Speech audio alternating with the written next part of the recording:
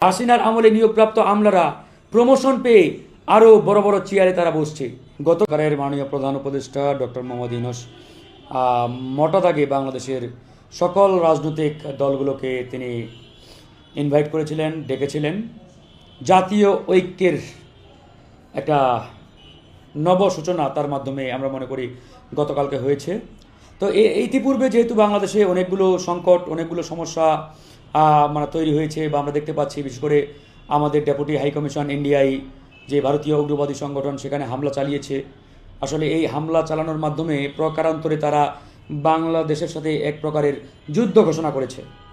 তো সেই জায়গা থেকে আমাদের এই যে নানাবিধ সংকট এবং ভারতীয় গণমাধ্যমগুলো অনবরত বাংলাদেশ নিয়ে আন্তর্জাতিক মহলে, আন্তর্জাতিক পরিমণ্ডলে নানাবিধ মিথ্যাচার এবং মিথ্যা প্রোপাগান্ডা ছড়িয়ে যাচ্ছে।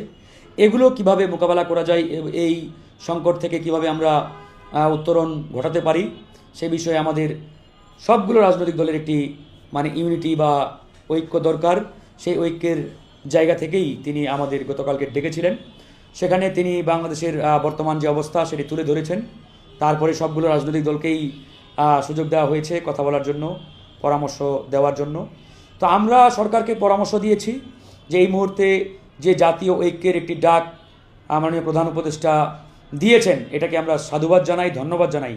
তবে এটা আরও অনেক আগেই দেওয়া দরকার ছিল, অনেক লেট হয়ে গেছে। তারপরেও আমরা ধন্যবাদ জানাই, যেহেতু তিনি দেরিতে হলেও এই ডাকটি দিয়েছেন বা আহ্বান জানিয়েছেন। 5ই আগস্টের পরপরেই আমাদের এই ন্যাশনাল ইউনিটি আহ্বান করা দরকার ছিল, অনেক দেরি হয়ে গেছে।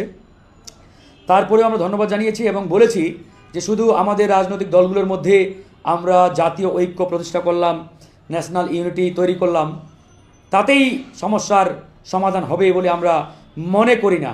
একই সাথে এই সরকারের চতুর্দিকে এখনও আওয়ামী দোসররা বসা। এই সরকারের ডানে বামে উপরে নিচে হাসিনার আমলে নিয়োগপ্রাপ্ত অধিকাংশ আমলা চেয়ার দখল করে রয়েছে। এবং আমরা এটাও দেখে বিস্মিত হচ্ছি যে হাসিনার আমলে নিয়োগপ্রাপ্ত আমলারা প্রমোশন পেয়ে আরও বড় বড় চেয়ারে তারা বসছে। এবং বেশ কয়েকজন উপদেষ্টা যারা হাসিনার আমলে সুবিধাভোগী, ফ্যাসিস্ট স্বৈরাচারের সহযোগী, তাদেরকে উপদেষ্টা হিসেবে নিয়োগ দেওয়া হয়েছে। তো এরকম ব্যক্তিবর্গকে আপনি আপনার পাশে রাখবেন, চতুর্দিকে রাখবেন, আর শুধু রাজনৈতিক দলগুলোকে নিয়ে ইউনিটির কথা বলবেন, ঐক্যের কথা বলবেন। এভাবে এদেশ কিন্তু আমরা যে ইউনিটি বা ঐক্যের চিন্তা করছি, স্বপ্ন দেখছি, সেটা কিন্তু বাস্তবায়ন হবে না।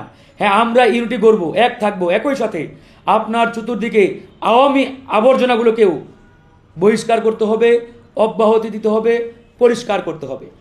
আর আমরা রাজনৈতিক দলগুলো যে প্রপোজাল বা প্রস্তাবনা দিয়েছে, আমরা গণ অধিকার পরিষদের পক্ষ থেকে বলেছি যে আপনারা এই জাতীয় ঐক্যকে ধরে রাখতে বা এটাকে একটি সাস্টেইনেবল জায়গায় নিয়ে যেতে একটা দিবস আপনারা ঘোষণা করেন, যেটা হবে ঐক্য ও সংহতি দিবস এই নামে।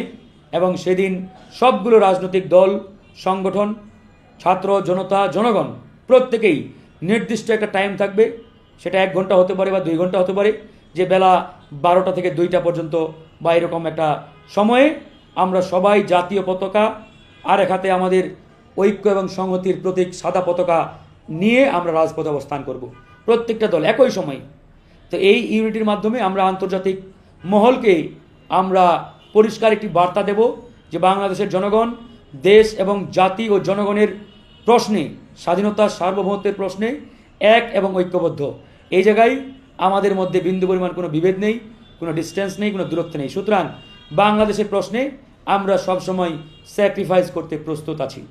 আমরা আরেকটি বিষয় উনাকে পরামর্শ দিয়েছি যে একটি ন্যাশনাল ডিক্লারেশন, জাতীয় ঘোষণাপত্র দরকার। এই ঘোষণাপত্র প্রত্যেকটি রাজনৈতিক দল সেখানে স্বাক্ষর করবে এবং এর মাধ্যমে এই ঘোষণাপত্র অনুমোদিত হবে। এবং এটা আমরা একটা দীর্ঘমেয়াদী দলিল হিসাবে উপস্থাপন করতে পারবো যে বাংলাদেশের মানুষ, রাজনৈতিক দলগুলো দেশ, জাতি ও সার্বভৌমত্বের প্রশ্নে তারা সবসময় ঐক্যবদ্ধ আছে এবং ঐক্যবদ্ধ থাকবে। এরকম একটা ডিক্লারেশন আমরা ওনাকে পরামর্শ দিই।